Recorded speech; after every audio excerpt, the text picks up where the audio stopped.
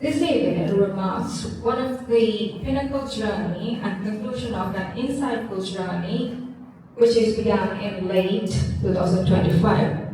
We are honored to present the way of looking Martin Wickramasinghe and the currents in Sri Lankan arts, the final installment of a lecture series which is conducted by Mr. Uditha Devapriya alongside with the Martin Wickramasinghe Trust, which is dedicated to exploring the multifaceted legacy of one of the tycoon of Sri Lankan literature, Martin Wickramasinghe.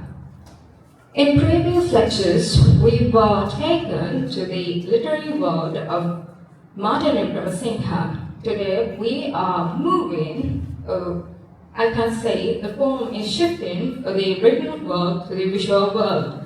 Ladies and gentlemen, we have a wonderful lineup ahead of us, and Samidhi Surya, I'll be privileged to be your moderator for the ladies this grand evening, and welcome you, and thank you for being here. So without any further ado, it is time to remain and slide the opening remarks by Mr. Avishka Senewiratne, who is one of the youngest historian in Sri Lanka and a well-known certified aviator. Mr. Mario Senewiratne, it is time for you to deliver the opening remarks. Good afternoon, everyone. Now, when you look at Sri Lanka, we have both modern figures who created the worlds within Sri Lanka. And these are men whose bones are buried, yet whose works endure and continue to shape generations. For example, take Jeffrey Baba in architecture, Professor Panavitana in archaeology, George Keat in art, Sarat Chandra in drama, and maybe Chitra Sena for dancing.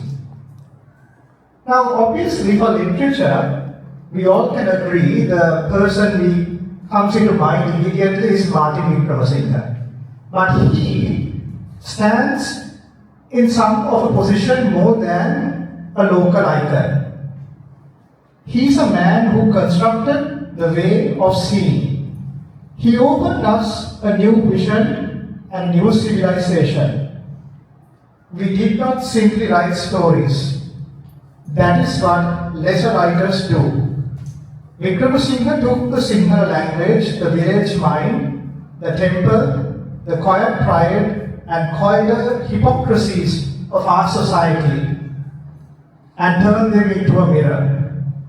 A mirror which, I must warn you, did not always flatter. Society enjoys literature, provided it is decorative. And Wickramasinghe had the rare ability to make it diagnostic. And in doing so quite naturally, he became indispensable. Now, if one wishes to understand the magnitude of such men, one must look not only at what he wrote, but also how others attempted to capture him. This is what I would leave you before my friend Uditha speaks this evening.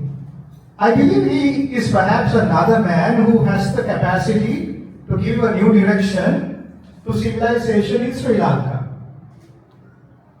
Uditha, I believe, will speak on how Martin Wickramasinghe saw the world. I will, on the other hand, speak on how certain artists saw Martin Wickramasinghe.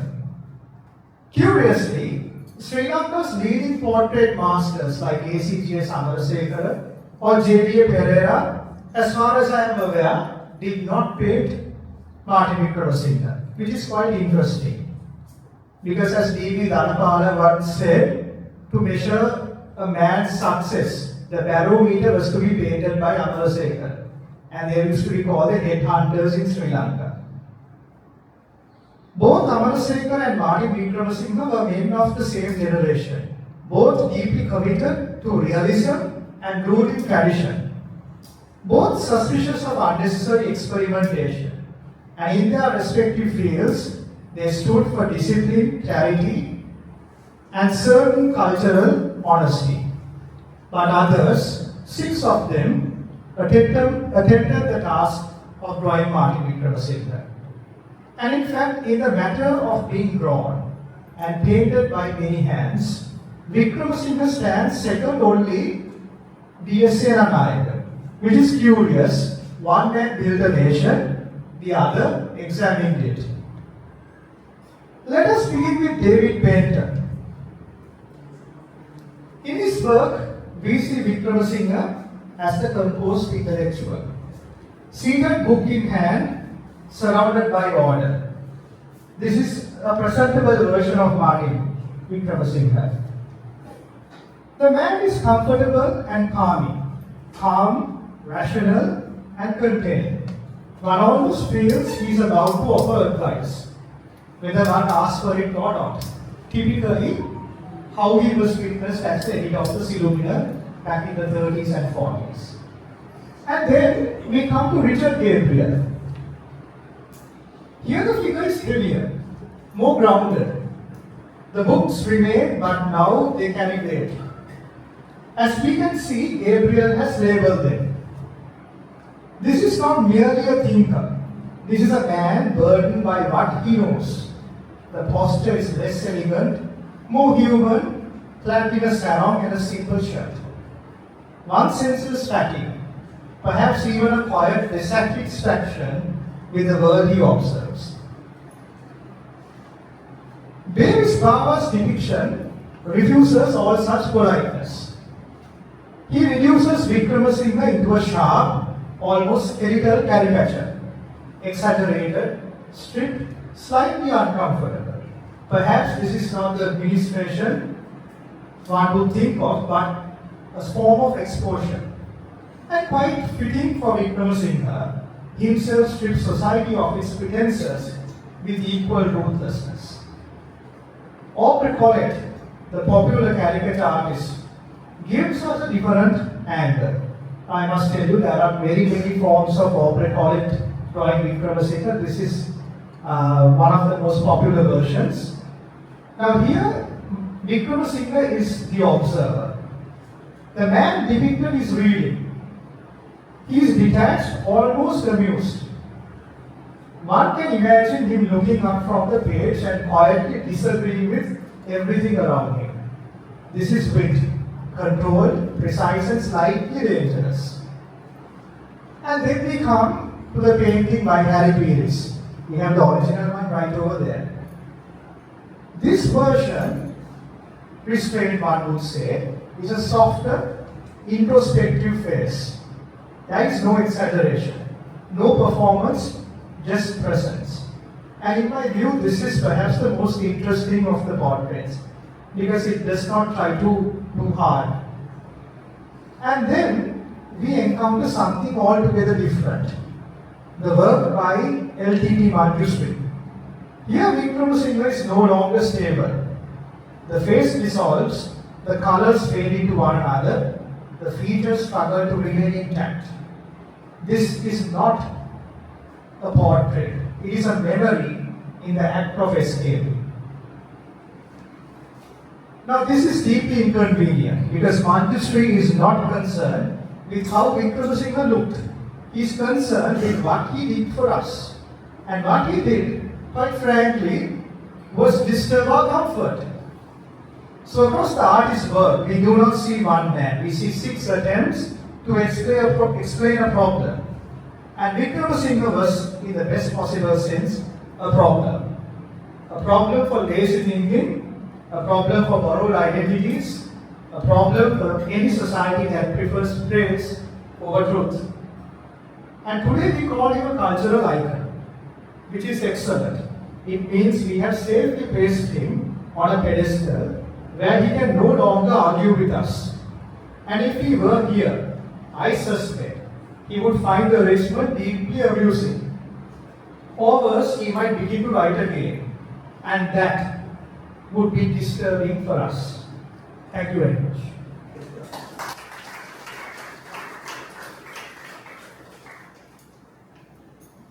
Thank you, Mr. Senewiratne, for that opening remarks.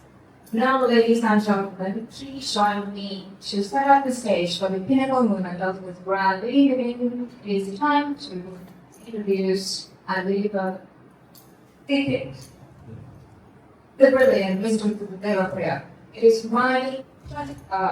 my great honor to give a brief introduction to our very speaker of the evening. Mr. Uditha Devapriya is a Sri Lankan independent researcher, analyst, author, as well as one of the youngest researchers. He is, since 2022 to 2025, he is serves as the chief at International Relations and FACTOM, which is a well-known Asia-Pacific foreign policy think tank. Mr. Devapriya's work spans towards the fields of geopolitics, international relations, and anthropology, alongside with history. He holds a LLB from University of London, as well as a postgraduate diploma in international relations from the Bandai Center for International Study. Now, without further ado, it is now time to commence the grand movement. So, grace, yours.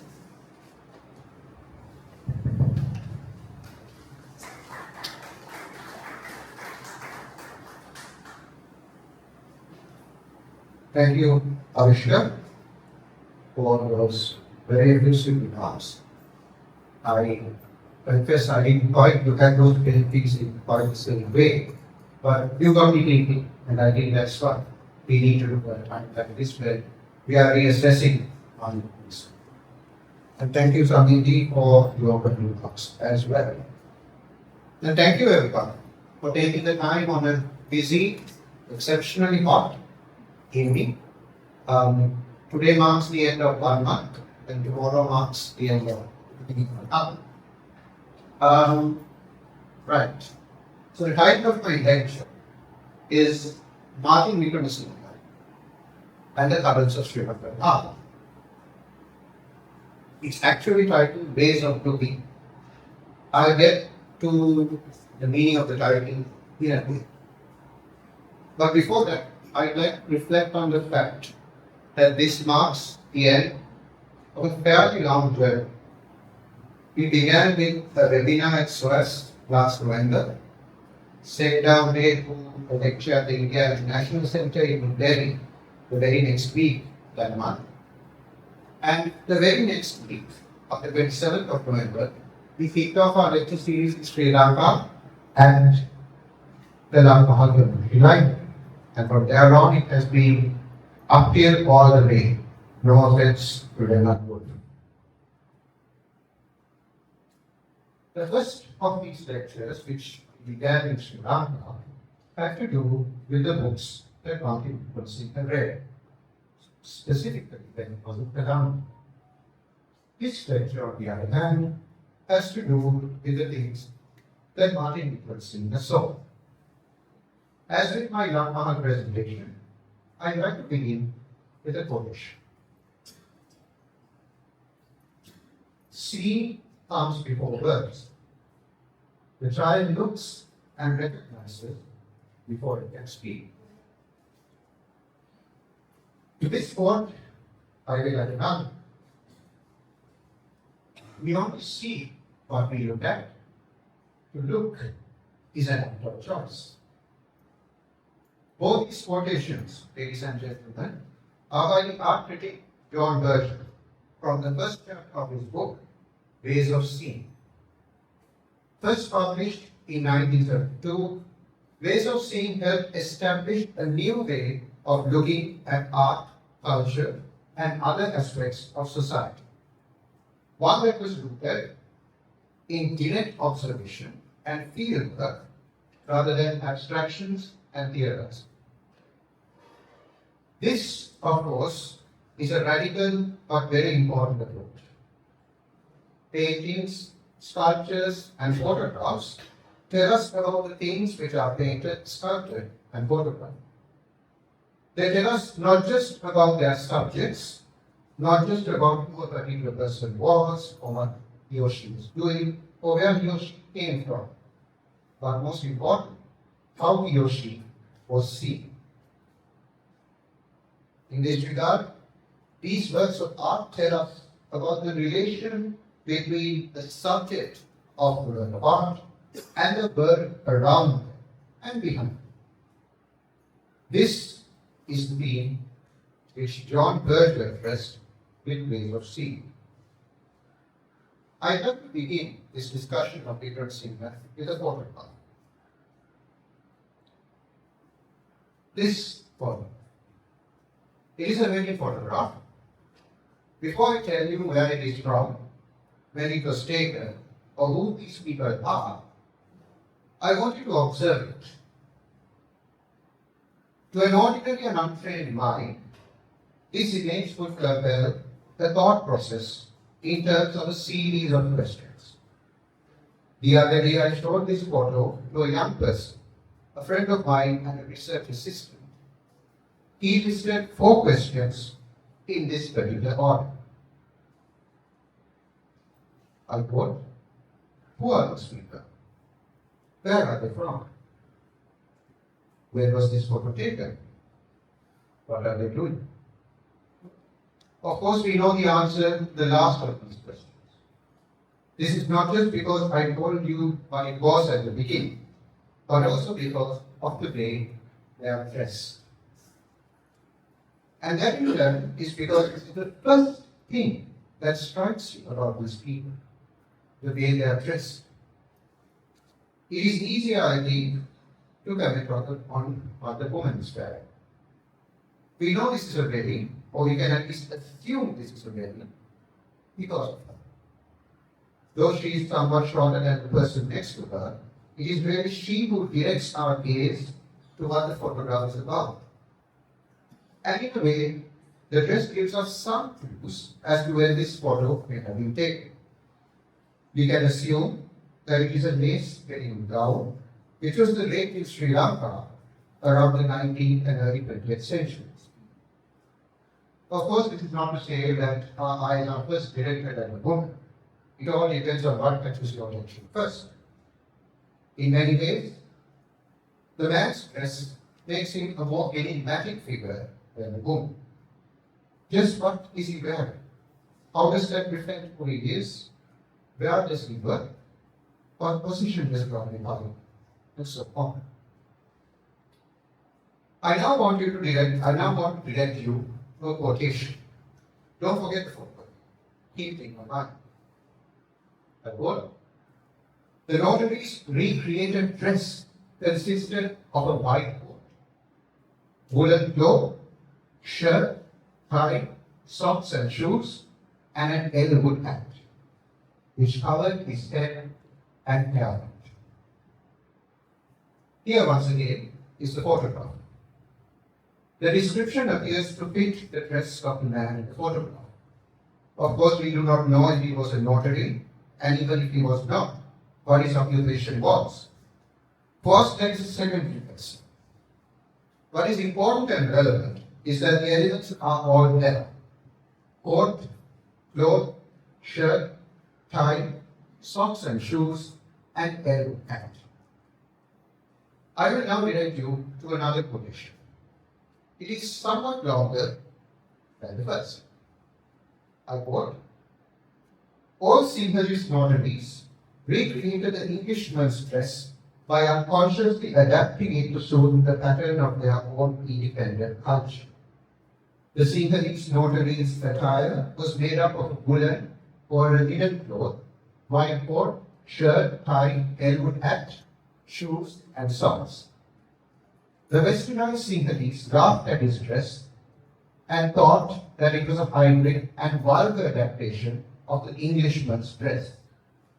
They failed to understand that the Sinhalese notary was attempting to maintain his independence in evolving a new dress by adapting English attire. Influenced by his own culture, he refused to become a mere imitator. He attempted to recreate, though in a crude way, an alien cultural implement to suit the pattern of his own culture.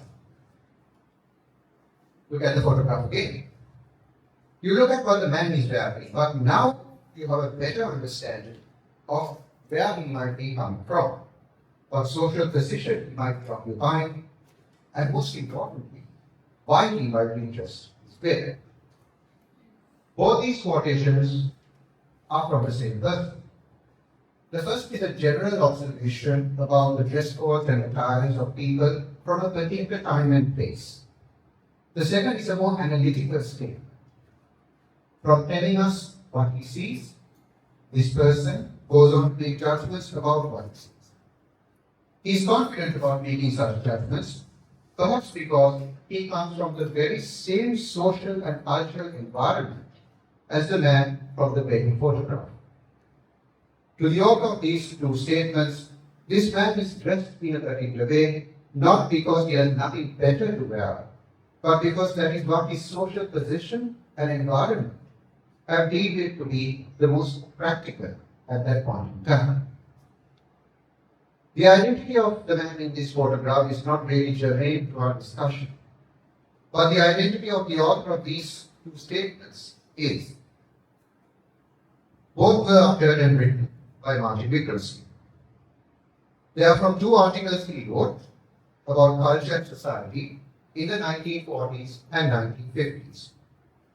In both, Wickramasinghe discusses the synthetic and hybrid character of Sinhalese society and how this hybridity is reflected in the very things we wear. What is interesting about his comments is that they follow a particular thought process, a particular mode of thinking. First, he observes what he sees. Then he explains to us what he finds in what he sees. Next, he tells us what he makes of what he sees. Like a trained historian and anthropologist, he tells us why things conform to a particular cultural configuration. I will now reveal more details about the wedding photograph. Martin Wickramasinghe was born on the 29th of May, 1890. This photograph was taken a year later in 1891. Wickramasinghe was born in Colombo in the southern province of Sri Lanka. The people in the photograph are coupled from Anadolu in the Colombo district, which, like Colombo, belong to what is known as the Low Country of Sri Lanka. What I'm trying to note here is that in making a general statement on the dress of the man in the photo, Wickramasinghe is making a much broader comment on the society and world he is coming from. It is this aspect that I would like to cover in my presentation. For many of us in this room, Martin Wickramasinghe remains primarily a novelist and a writer of fiction. He is the author of the popular trilogy Madhu and Viraga. He is also the author of two very evocative autobiographies, Upandasita and Amrita. Yet apart from his novels, his stories and his memoirs, Wickramasinghe wrote extensively on his culture and society. In my earlier presentations, I tried to frame him as a proto-anthropologist who would have made into his roots and tried to rationalize the patterns of his culture. What is not appreciated enough in this scheme of things is that in his writings, Wickramasinghe followed a certain methodology rooted in a specific way of seeing the world around him. Though not a trained historian or anthropologist, he relied on what he saw and observed. Unlike the vast majority of scholars from his generation, he was also completely self-educated. This no doubt proved to be a disadvantage during his early years, but eventually freed him from the weight of the prejudices which shaped the dominant artistic and cultural views of his time. My lecture today focuses on how he saw art and culture in relation to his society and his period, in contrast to those dominant views.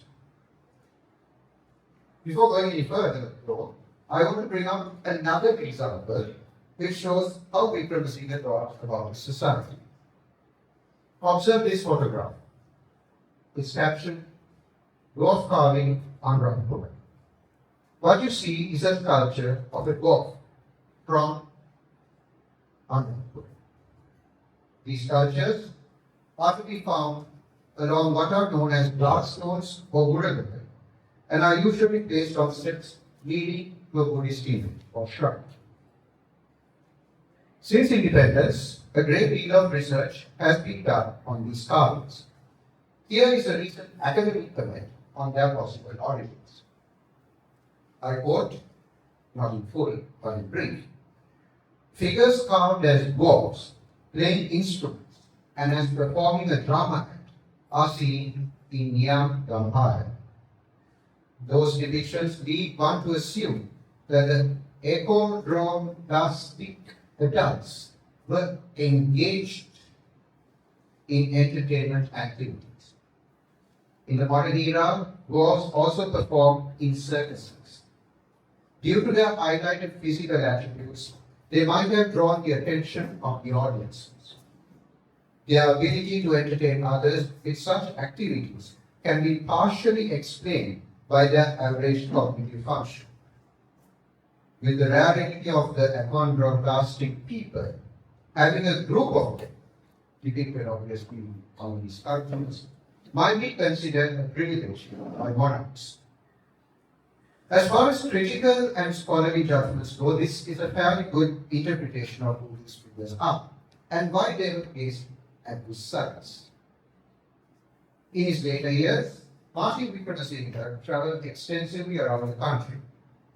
He came across these sculptures and carvings and made extensive comments on them. Here is his attempt at rationalizing not so much who these carvings represent or why they were placed beside Buddhist sites, as why they were sculpted at all. I quote, ancient sculptors have been disciplined by tradition and religious convention. They had to serve their masters who were employed in building religious monuments. There were Buddhist monks to check them if they deviated from the religious texts and conventions in making the statues of the Buddha in different moods and gestures. They had to follow rigid conventional rules. Their sense of humor and joy of life had to be inhibited in making the statues of the Buddha and of gods in austere moods. But in carving dwarf figures, they availed themselves of an outlet and seized the opportunity to express their suppressed feelings in a boisterous way, sometimes riotous. Ladies and gentlemen, what strikes one first about this brief passage is that there is no attempt at academizing or intellectualizing the judgment. The thought process is more straightforward. He sees these sculptures and notes down the contrast between them and the other statues and images at these sites. Then he explains the contrast by reflecting on how the artisans who sculpted them would have thought and behaved back in the day. In other words, he is trying not just to explain the rationale for these sculptures, why they are there in the first place, but also speculate about the state of mind of the men who carved them back in the day. He is almost trying to tell us that these men were as imperfect and human as you and I in this very room. They were given commission, and monks laid down the rules and made sure that these rules were followed. Yet while going about their work, these artisans found an outlet through which they gave vent to their own hidden, suppressed feelings. In other words, Wickramasinghe seems to be telling us, art is nothing more or less than a reflection of and a window to the patterns of the society it springs from. Art is not static, neither is culture. It is not immovable or stuck in time. There is always an interplay, a relationship between abstract forms and concrete realities and social conditions. The gallstones in Anuradhapura, just like the wedding photograph from earlier, capture a time in which people did certain things in a certain way.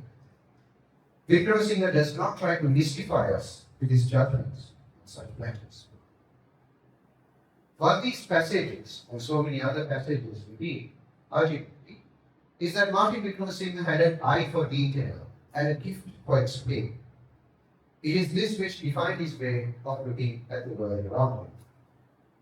Wickramasinghe was not just molded by his environment, he was conditioned by it.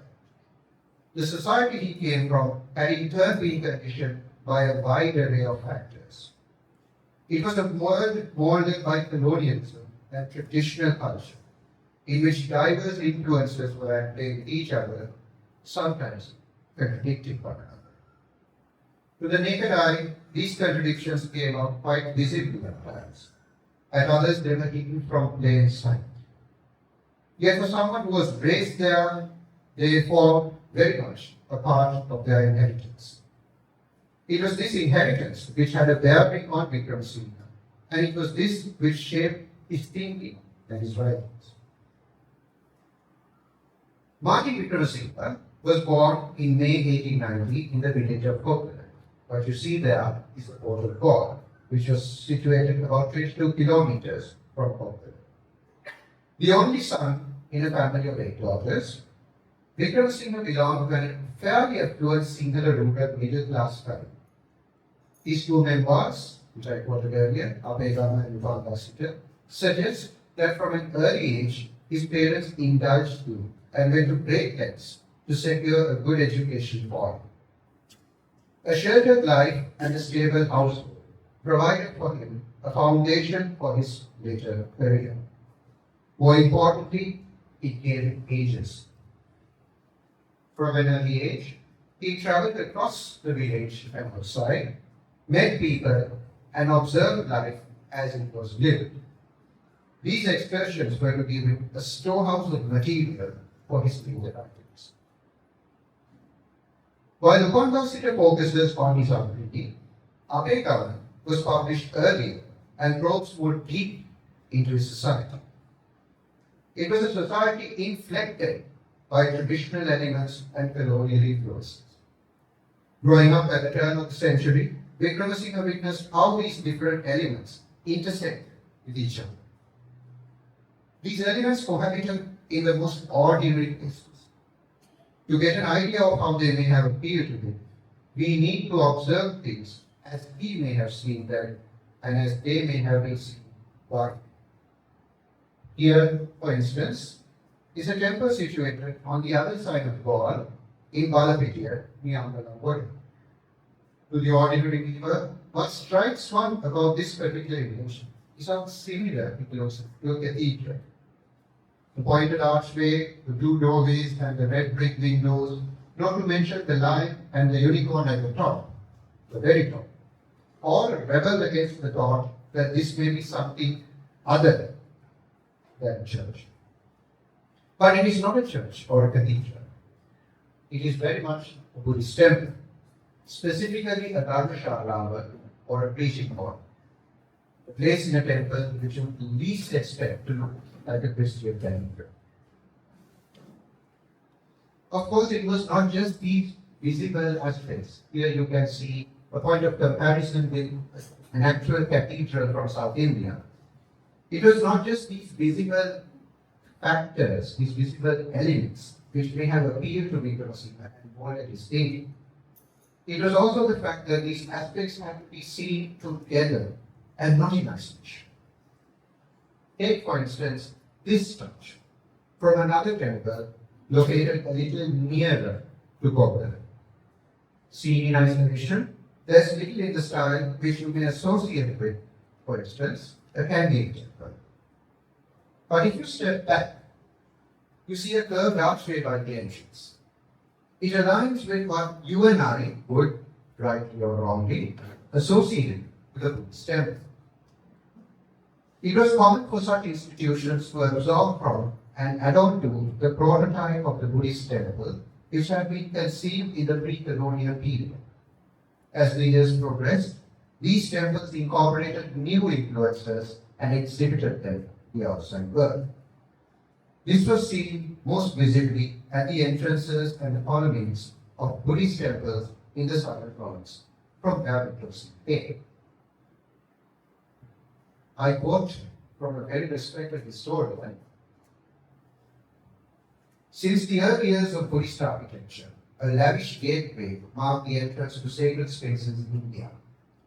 reclaiming the word Koran in the Southern and Western Maritime School of Art. Entrances to the sacred spaces were marked by arched doorways and embellishments inspired by colonial architecture. Note the many layers of artistic style in such temples, ranging from pre-colonial, Indian to European.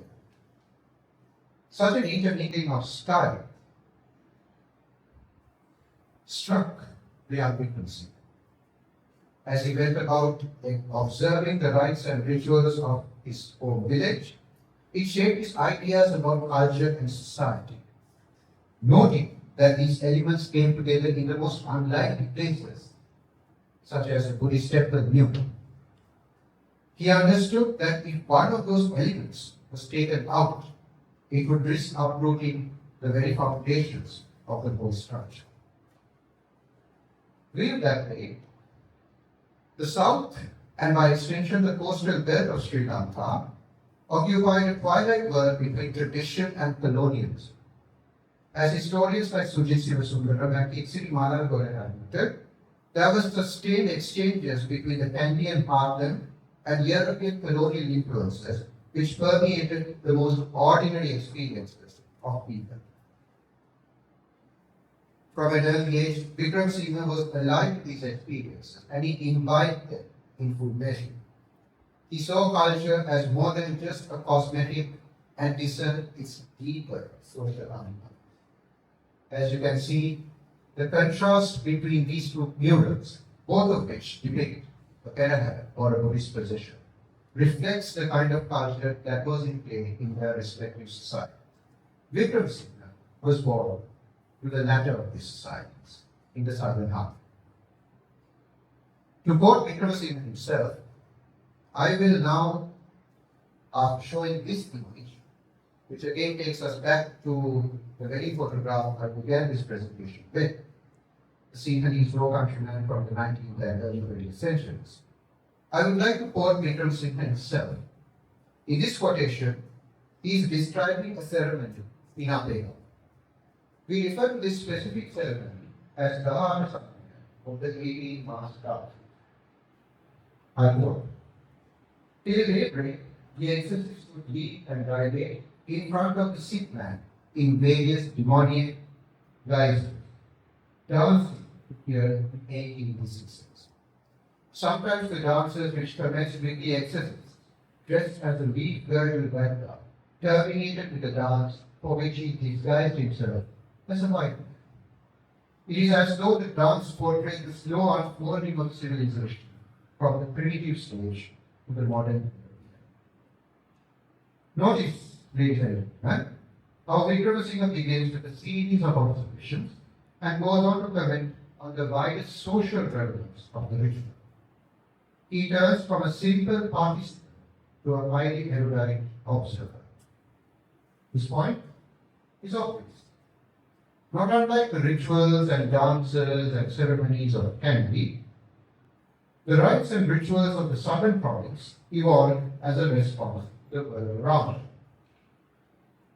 These rituals were influenced and neglected by two things: acceptance of the reality of westernization and colonialism on the one hand, and a somewhat subversive attitude towards the colonial presence on the other, as this picture shows. Note, for instance, the dress that the Devapriya woman is wearing. In the same vein, Wickramasinghe wrote extensively about the culture of another artifact that was in full display in the southern province: masks. Writing about the masks of the south, he pointed out how they had different faces for different ethnic and social types. There was a mask for every group and a group for every mask. Not just masks of Sinhalese headmen and Muslim traders, but also local police officials and European administrators. Not, I must say, in a very flattering way. In other words, this was a somewhat integrated society, an assimilationist society, and it gave Wickramasinghe a foundation for his studies of culture as he went about his life and career. The sequel to Wickramasinghe's upbringing in Portugal was his shift to Colombo. In Portugal, he had been somewhat wayward, prone to mischief and to play. In Colombo, he became a different man. It was his life there which helped him conceive definite ideas of art and culture. 1904 and 1905 had been rather prosperous years for Ceylon.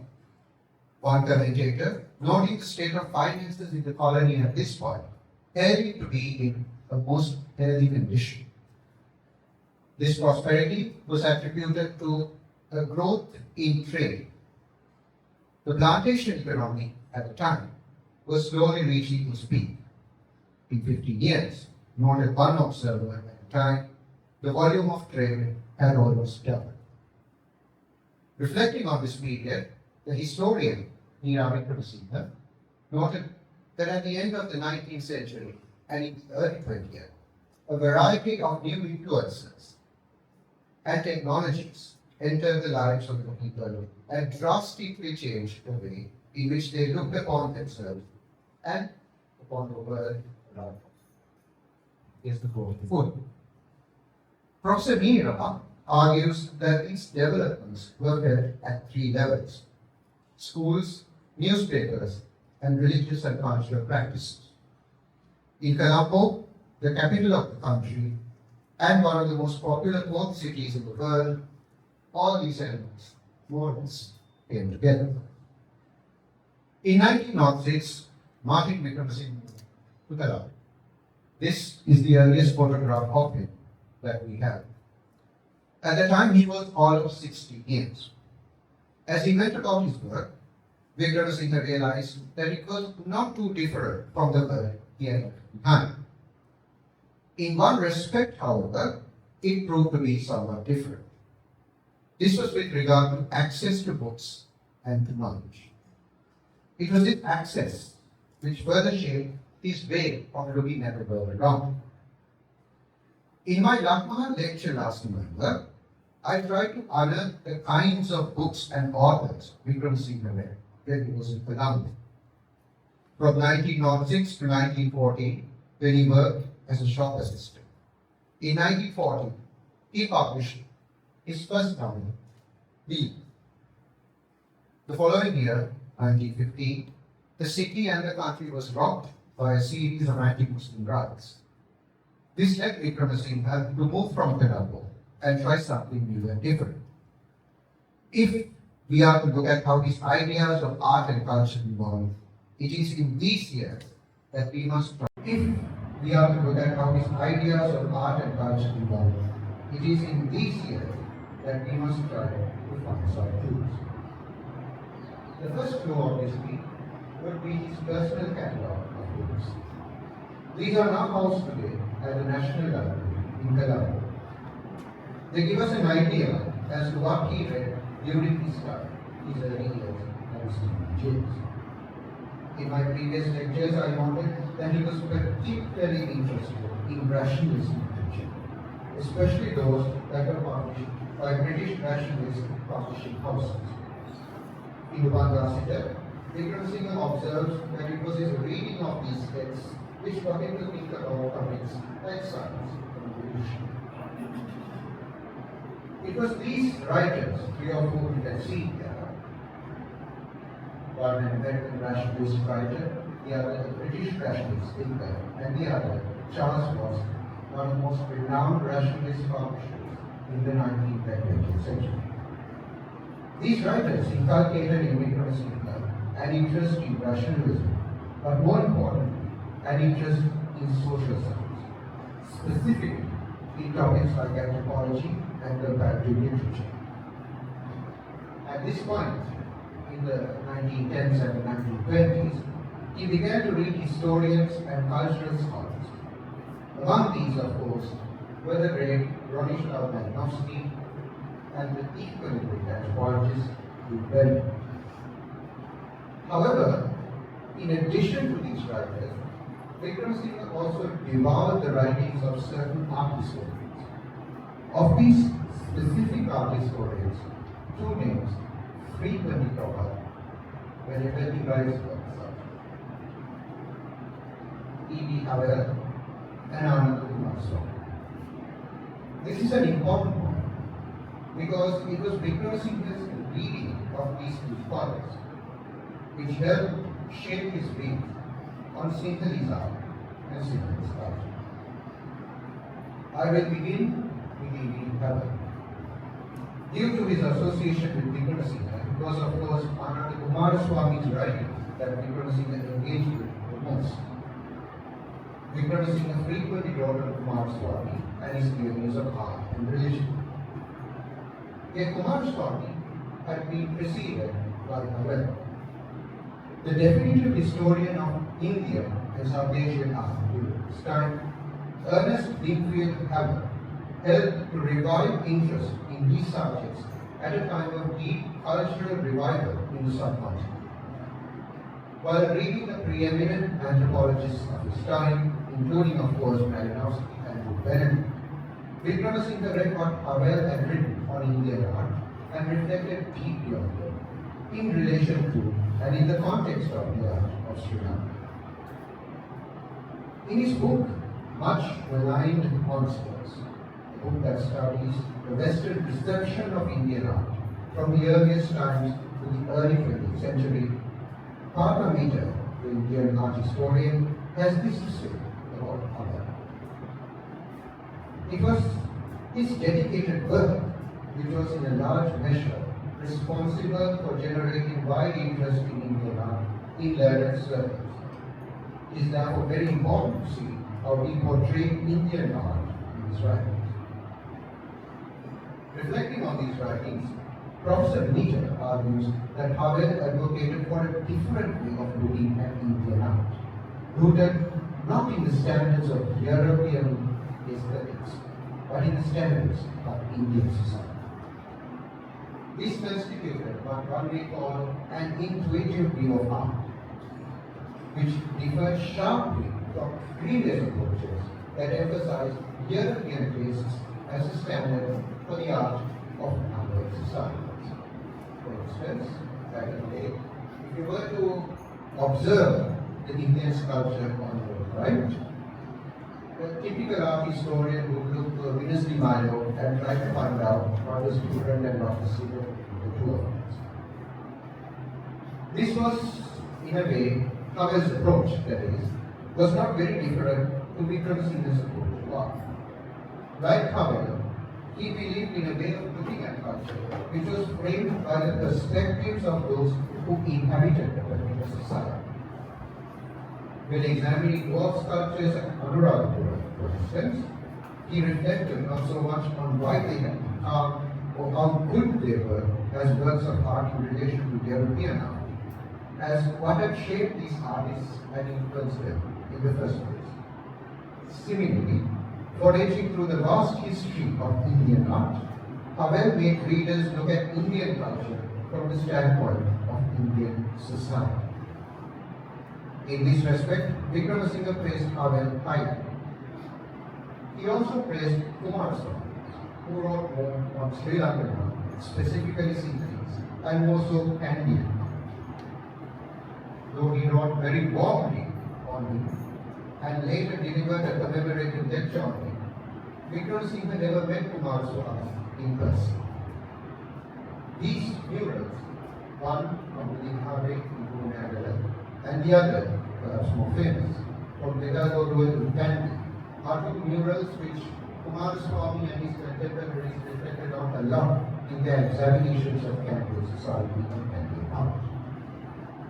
However, as I said before, Kumaraswamy and Wickramasinghe never really had a shared relationship, never really had a friendship of sorts between the two of them, even though they were near contemporaries of each other.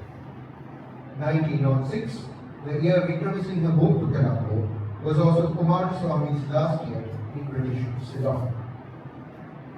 This is basically 2 pages from his magnum opus, Medieval Sinhalese Art. When you think of the name Anand Kumaraswamy, of course, the first title that comes to your mind as Sri Lanka would be Medieval Sinhalese Art. This was written 2 years after Kumaraswamy left Sri Lanka in 1908.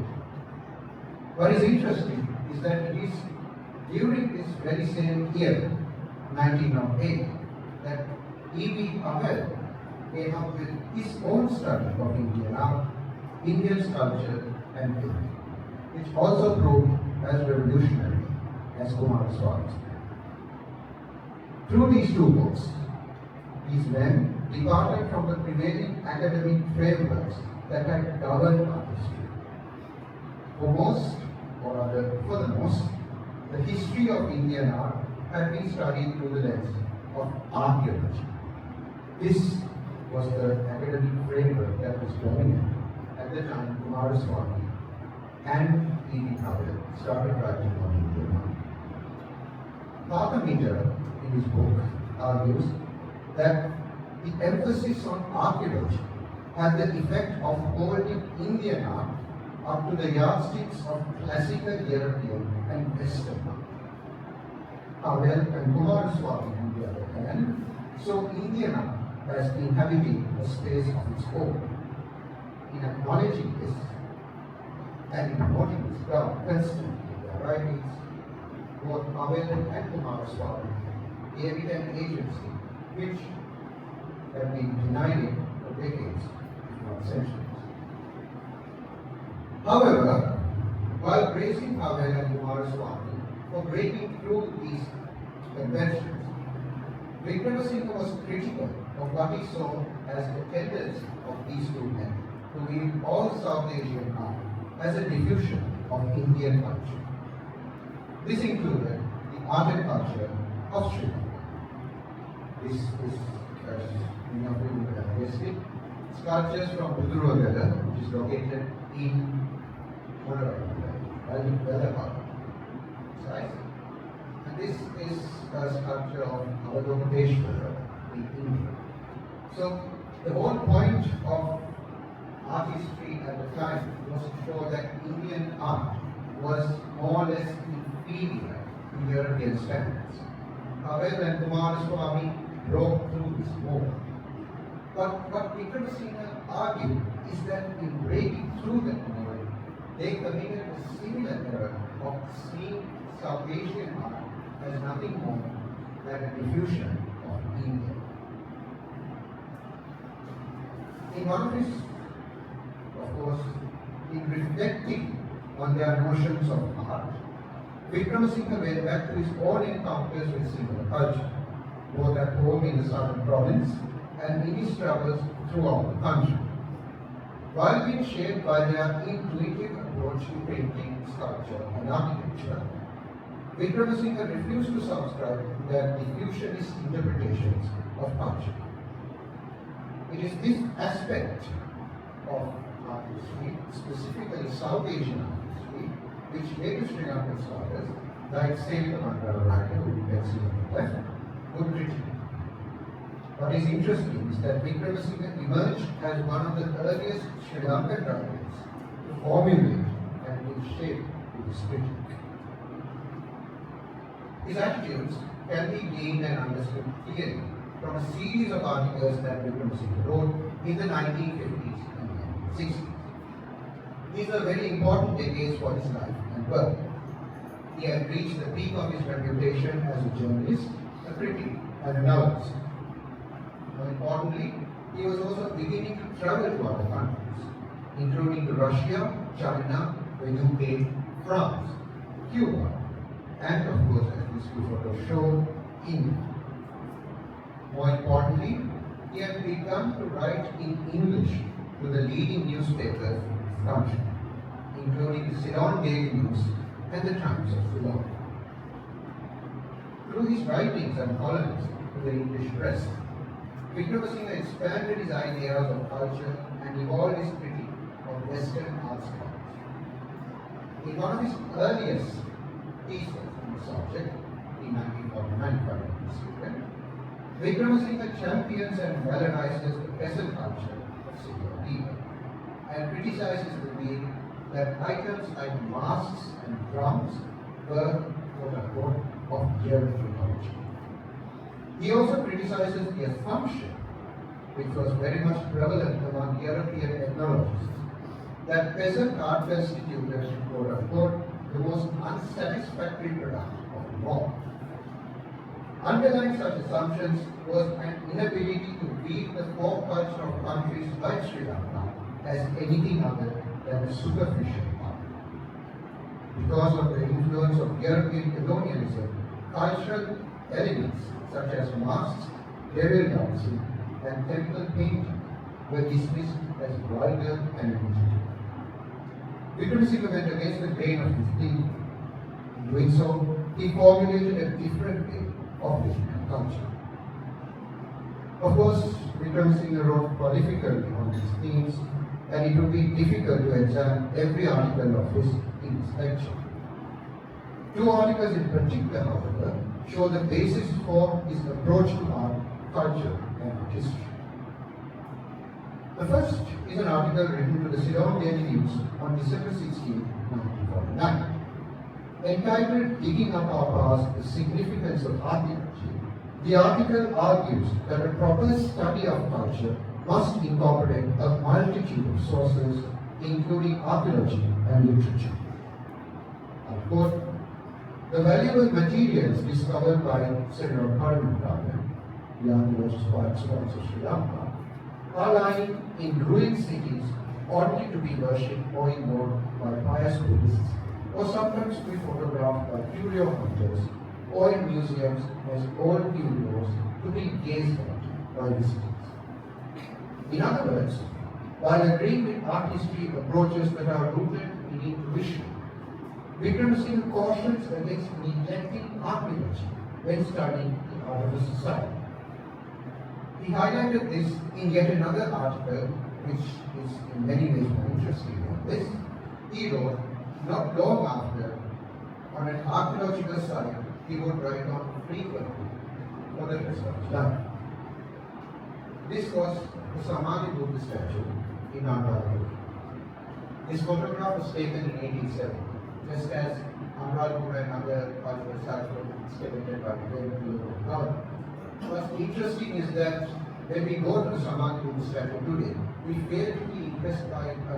Basically, we do understand how big it is. But from this photograph, you understand not just how it was seen by people at the time, but how big it was in relation to the people around it.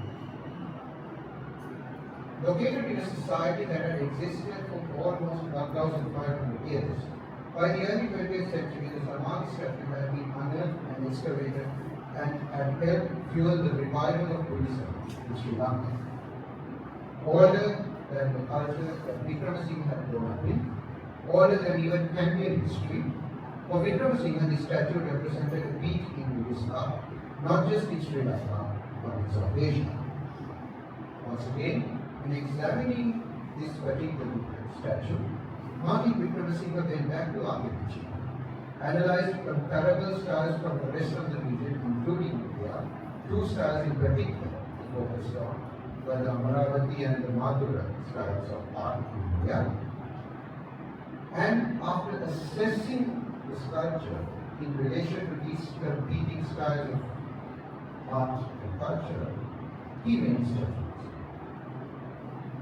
It is in this specific article, which was published in the Ceylon Daily News on May 2nd, 1952, that Wickramasinghe singles out evil out for his apparent neglect of Sinhalese art. Not just art, but also most Western art historians of that time. I believe, however, was the first art critic who saw the significance of the Samadhi statue. But he dismissed it with the remark that it was probably executed in the first half of the 4th century AD by a sculptor from northern India. For Wickramasinghe, this was a bit of an erroneous statement made, because the fact that the sculptor may have been from another region did not belie the achievements of the sculptor in relation to the society that he was now working in. The Ceylon sculptor seems to have perfected the Buddha statue with a mastery of it. The question whether he came over here from North India was a product of a local tradition is ultimately. In these words, ladies and gentlemen, we can discern Wickramasinghe's approach to art, to culture, and to art history. There's very little to add with regard to what he felt and what he saw about these matters. To sum up his approach and methodology, and thereby to wrap up this lecture, I would like you to go back to the very first thing from this presentation. I would want to recall for you Wickramasinghe's observation on the dress, on the choice of dress of the man on the left. I quote, "They fail to understand that the Sinhalese notary was attempting to maintain his independence in evolving a new dress by adapting English attire. Influenced by his own culture, he refused to become a mere mutant." It is this last sentence which accords perfectly with the last sentence in his article on the Google image. Ultimately, in matters of art, the question of origin does not. Yet art and culture are themselves changing entities. What matters is not where an art form came or derived from.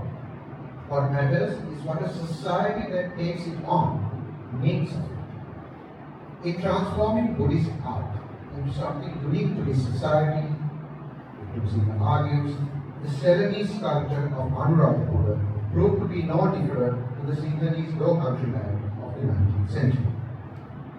Influenced by the patterns of culture around him, he refused to be the mere Egypt. Ultimately, it is this being of culture which defined Wickramasinghe's views on art, and it is this sentiment which guided his way of looking and seeing. Thank you.